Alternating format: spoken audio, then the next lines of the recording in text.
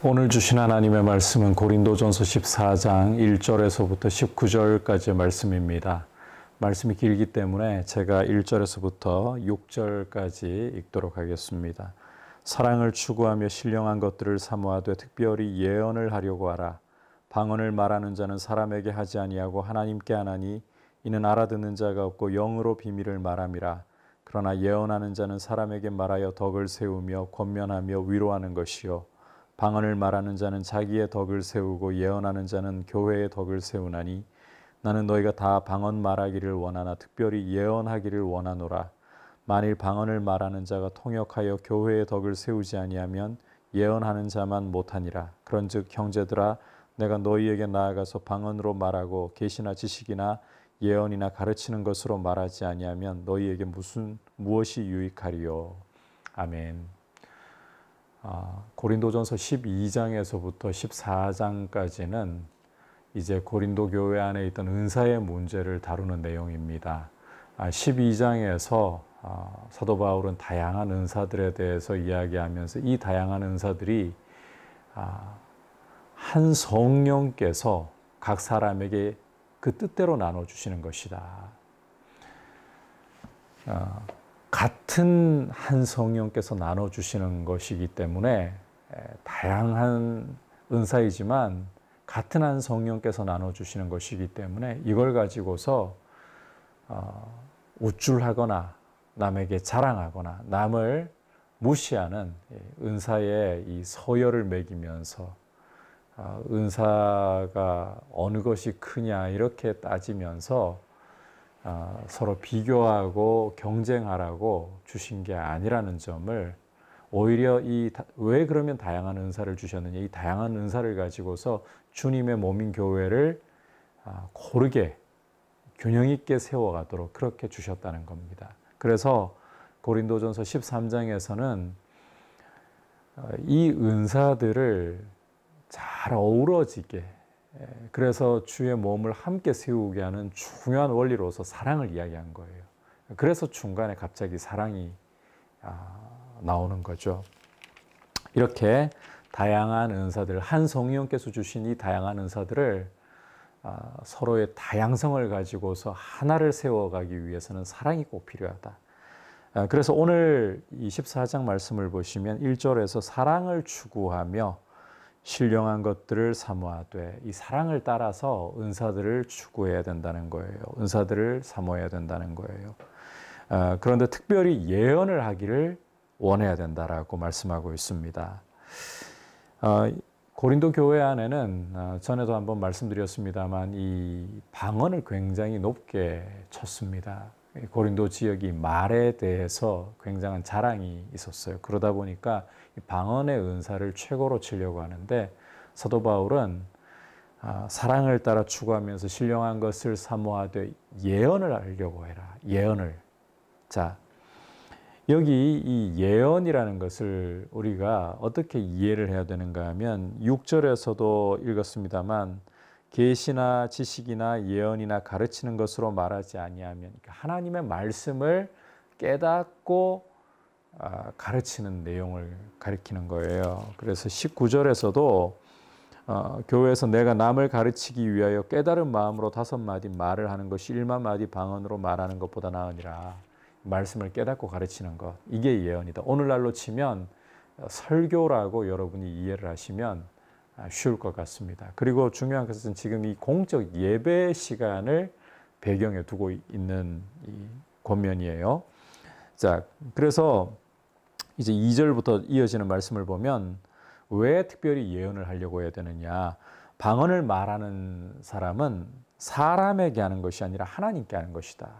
그래서 알아듣는 자가 없고 영으로 비밀을 말할 따릅니다. 하지만 예언하는 사람의 경우는 사람에게 말을 해가지고 덕을 세우고 권면하고 위로하는 것이다. 하나님의 말씀을 깨닫고서 그것을 가르치기 때문에 이 말씀으로 사람에게 알아듣게 해서 덕을 세우고 권면하고 위로하고, 방언을 말할 경우는 자기의 덕만 세우게 되는 거예요. 하지만 예언하게 될 경우는 이렇게 말씀을 깨달아서 가르치는 것이기 때문에 교회의 덕을 세우게 된다. 그래서 사도 바울은 5절을 보면 내가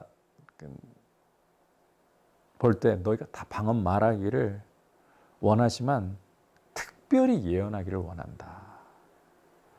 그래서 이 방언을 말하려고 할 경우는 통역하기를 원하고 사모하고 그렇게 해서 이 교회의 덕을 세워야 한다는 거예요. 통역을 하지 않으면 예언하는 것만 못하다. 왜?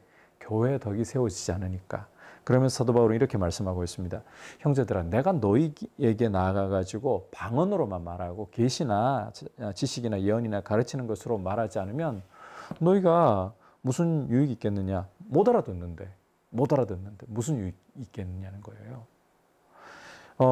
계속해서 이 사도 바울이 예를 들고 있죠. 필이나 검은고 같은 이런 것이 소리 낼 때 음의 분별을 나타내지 않으면 도대체 이게 필이 부는 건지 검은고 타는 건지 어떻게 알 수 있느냐. 또 나팔이 분명하지 못한 소리를 내면 이게 전쟁을 준비하라는 건지 말라는 건지 어떻게 구별하겠느냐. 마찬가지로 혀도 알아듣기 쉬운 말을 해야 그래야 그게 상대방에게 제대로 이해가 될 수 있는 것이고 그렇지 않으면 허공에다가 그냥 말하는 것밖에 안 된다는 거예요. 소리의 뜻을 알지 못하게 될 경우에는 11절에는 내가 말하는 사람에게 외국인이 되어버리고 그 듣는 사람도 나한테 외국인이 되어버리고 그래서 영적인 것을 신령한 것을 사모할 때에 교회의 덕을 세우기 위해 사모해야 된다. 은사도 그런 의미에서 이 예언하기를 구하라. 방언을 하려고 하면 통역하기를 구하라. 이렇게 영으로뿐만 아니라 마음으로 기도하고 마음으로 찬송해야 교회가 열매를 맺을 수 있다. 교회의 덕을 세울 수가 있다.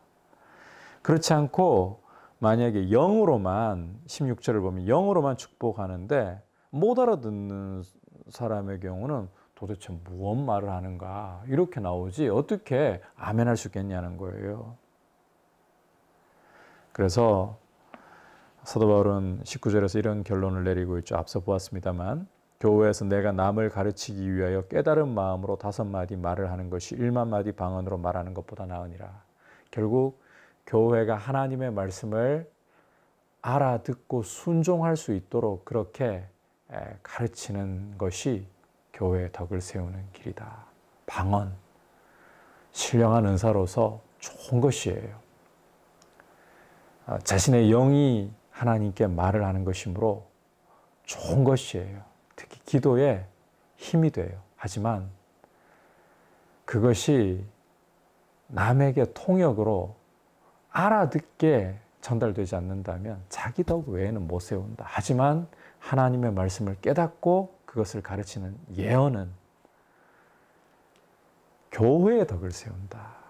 왜? 알아들으니까 권면하고 위로하고 덕을 세우는 이런 일이 일어난다는 거죠. 그래서 우리는 이 은사에 대한 문제를 다루는 부분에서도 교회의 덕 세우는 것이 얼마나 중요한가. 사랑으로 교회를 생각하고 다른 사람이 이 유익을 얻게 하는 것이 얼마나 중요한가. 이 점을 이 은사장을 통해서 보아야 되는 거예요. 그래서 은사는 전체적으로 다시 한번 정리를 해봅니다. 은사는 비교하고 서로 우쭐거리라고 내가 이런 은사를 가졌어.